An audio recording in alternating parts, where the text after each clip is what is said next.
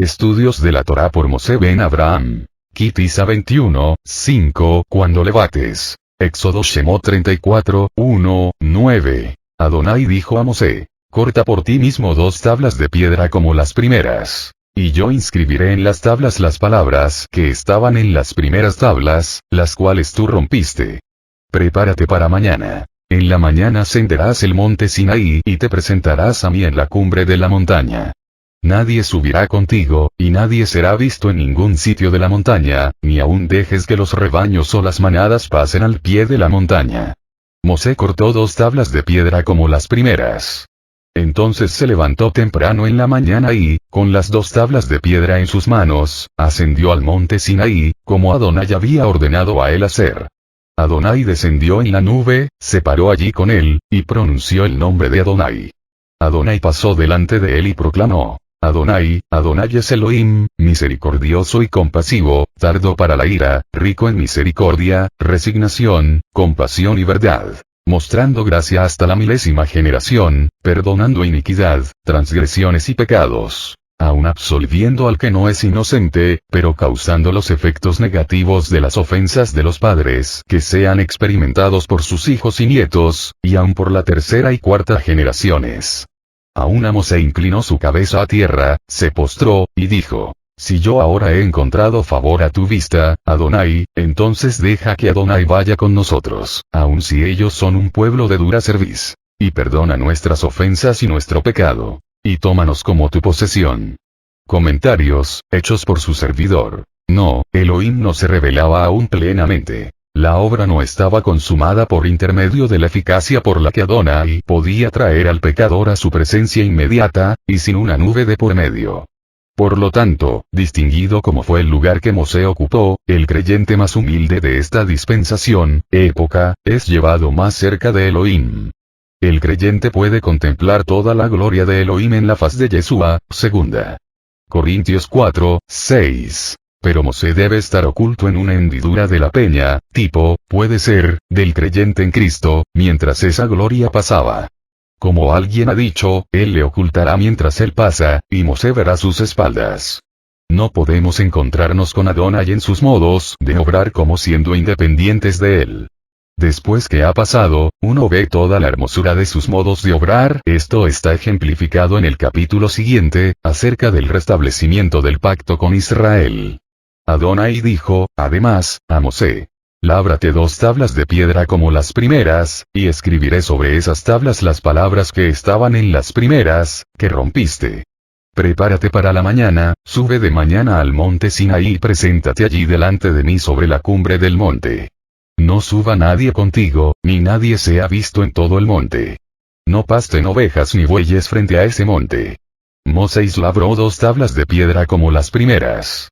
Y levantándose muy de mañana subió al monte Sinaí, como le mandó Adonai, y llevó en sus manos las 2 tablas de piedra.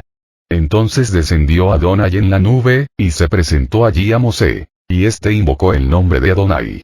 Adonai pasó frente a Mosé y proclamó: Adonai, Adonai, Elohim compasivo y clemente, lento para la ira y grande en misericordia y verdad, que conserva su misericordia por 1000 generaciones, que perdona la iniquidad, la rebelión y el pecado, pero que de ninguna manera dará por inocente al culpable, que castiga la maldad de los padres sobre los hijos y sobre los hijos de los hijos, sobre la 3ª y sobre la 4ª generación.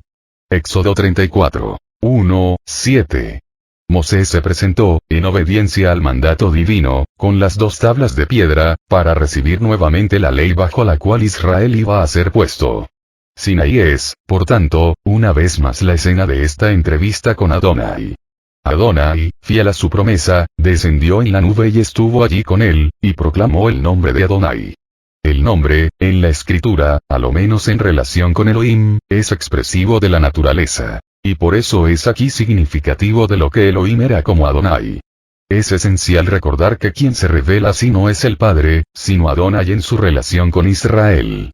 No es, por lo tanto, una revelación completa de Elohim. Esto no podía ser hasta después del madero. Pero es el nombre de Adonai, expresión de lo que Elohim era en este carácter, el que es proclamado. No es, en absoluto, el nombre de su relación con el pecador para su justificación, sino con Israel para su gobierno.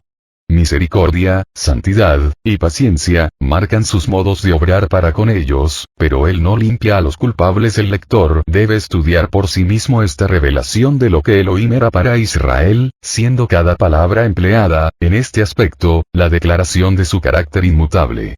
La misericordia y la verdad son vistas en combinación, aunque no fue sino hasta el madero que ellas se encontraron, y sus actividades entraron en armonía, cuando también la justicia y la paz se besaron. Salmo 85, 10. La bondad y la gracia están aquí también, así como la paciencia.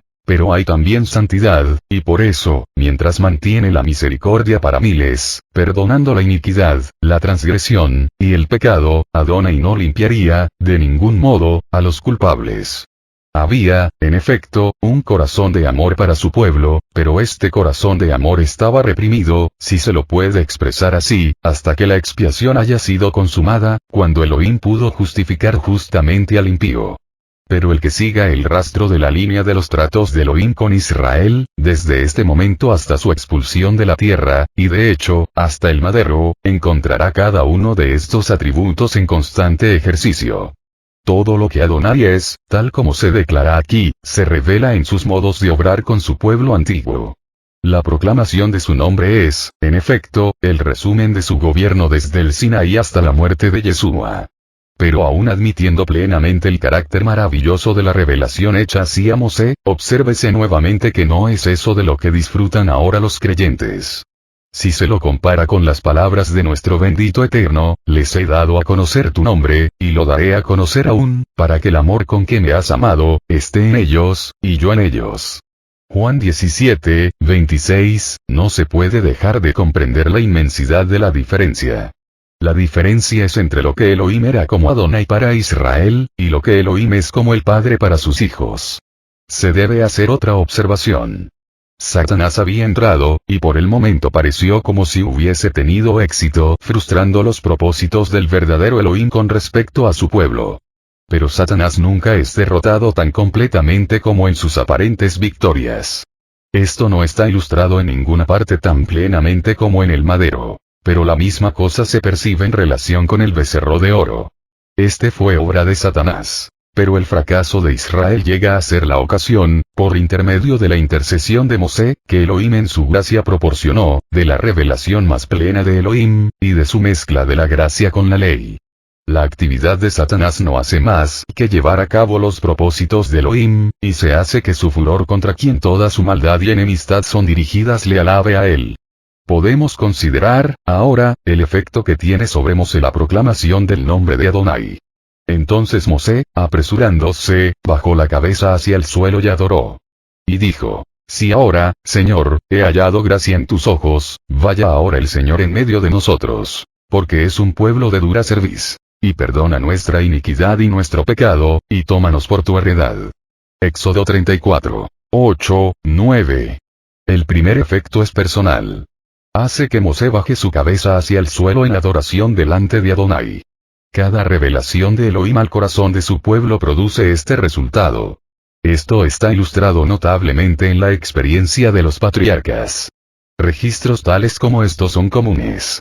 Y apareció Adonai a Abraham, y edificó allí un altar a Adonai, quien le había aparecido. Génesis 12, 7. Así también con Mosé. Abrumado por la revelación hecha en gracia a su alma, él es constreñido a adorar.